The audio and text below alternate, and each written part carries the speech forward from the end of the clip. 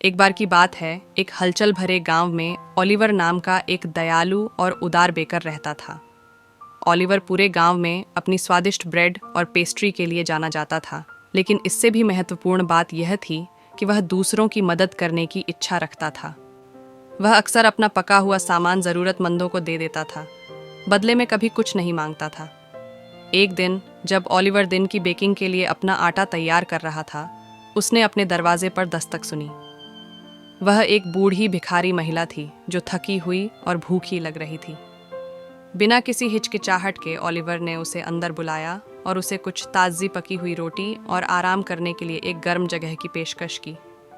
बूढ़ी औरत आभारी थी और उसने ओलिवर को बताया कि वह वास्तव में भेष में एक परी थी जो ग्रामीणों की दयालुता का परीक्षण कर रही थी। ओलिवर की उदारता से प्रभावित होकर परी ने अपना असली रूप प्रकट किया और उसे पुरस्कार के रूप में 3 इच्छाएं दी। ओलिवर आश्चर्यचकित रह गया, लेकिन उसने अपनी इच्छाओं का बुद्धिमानी से उपयोग करने का निर्णय लिया। अपनी पहली इच्छा में उन्होंने अपने गांव की सेहत और खुशहाली मांगी। परी ने सिर हिलाया और उसकी इच्छा पूरी कर दी, और जल्द ही गांव खुशी और अच्छे स्वास्थ्य से समृद्ध हो गया।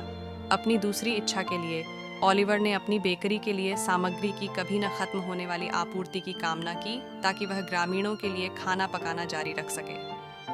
परी ने मुस्कुराते हुए उसकी इच्छा पूरी कर दी, और उस दिन से ओलिवर की बेकरी हमेशा बेहतरीन सामग्री से भरी रहती थी।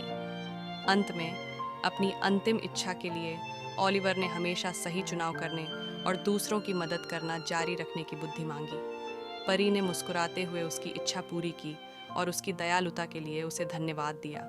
तब से ओलिवर ने अपने स्वादिष्ट व्यंजन बनाना जारी रखा, लेकिन अब यह जानकर अतिरिक्त खुशी हुई कि वह दूसरों के जीवन पर सकारात्मक प्रभाव डाल रहा है। कहानी का सार यह है कि दयालुता और उदारता से अप्रत्याशित पुरस्कार मिल सकते हैं। निस्वार्थ भाव से दूसरों की मदद करके हम न केवल उनके जीवन में बदलाव लाते हैं, बल्कि अपने जीवन को भी समृद्ध बनाते हैं।